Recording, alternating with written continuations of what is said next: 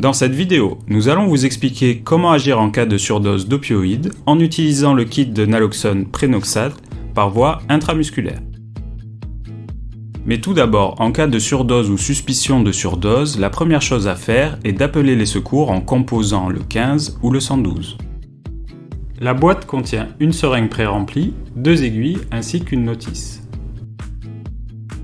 Retirez l'aiguille de son enveloppe en laissant en place le capuchon pour le moment.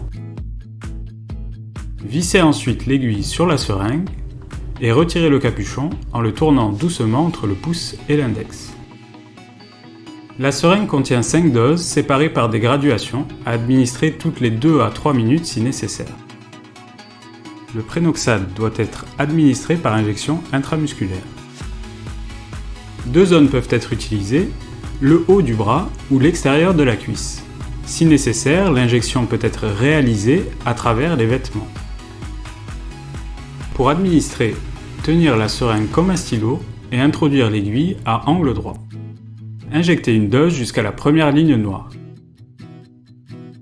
Replacez ensuite la seringue sur son support sans remettre le capuchon de l'aiguille, cela pour éviter de vous piquer. Gardez-la accessible en cas de besoin de réadministration d'une dose.